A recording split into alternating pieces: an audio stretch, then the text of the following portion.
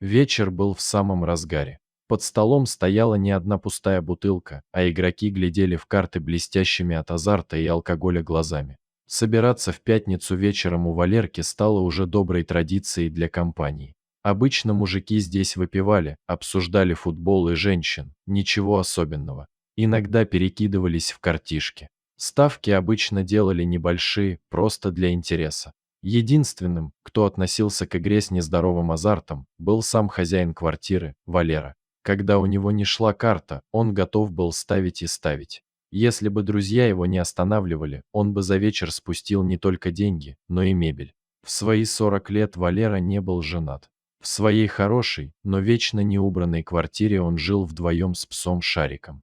Вот когда найду женщину, которая ко мне будет относиться, как мой Шарик, тогда и задумаюсь о свадьбе, не раз шутил Валерка. И правда, пес считал хозяина чуть ли не божеством. Даже когда Валерка приходил домой выпившим, Шарик радовался и даже приносил тапочки. Его любовь к этому непутевому человеку была безмерной. Вот и сегодня Шарик сидел и смотрел, как Валерка с друзьями режется в карты. Хозяин явно был раздражен, и тревожное настроение передавалось Шарику.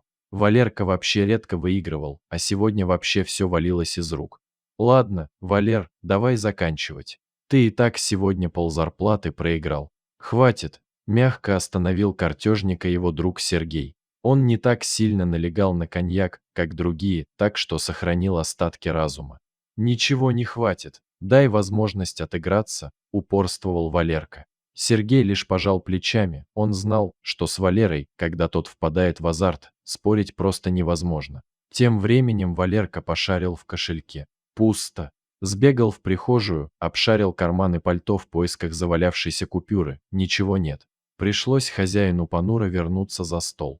Нету денег. Завтра достану. А пока могу предложить сыграть. Да вот хотя бы на собаку. Он у меня знаете какой умный. Шарик встрепенулся, будто понял, что речь идет о нем. Ты это бросай, мягко положил ладонь на плечо Валерки Сергей.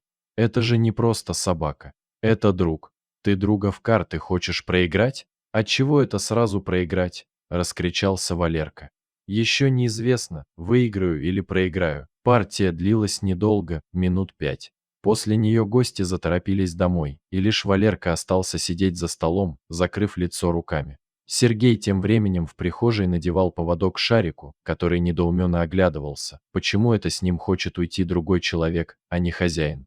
Сергей спокойно, но настойчиво вел собаку домой. Шарик постоянно оглядывался, но послушно брел за этим человеком, от которого так и веяло уверенностью. Валерка заявился через 3 дня, трезвый и с деньгами, выкупать Шарика. Только Сергей закрыл дверь у него перед носом. Предал 1 раз, предашь и второй. Нет тебе веры. А с Шариком мы и без таких товарищей обойдемся, сказал Сергей. Больше на пятничные картишки к Валерке он не ходил.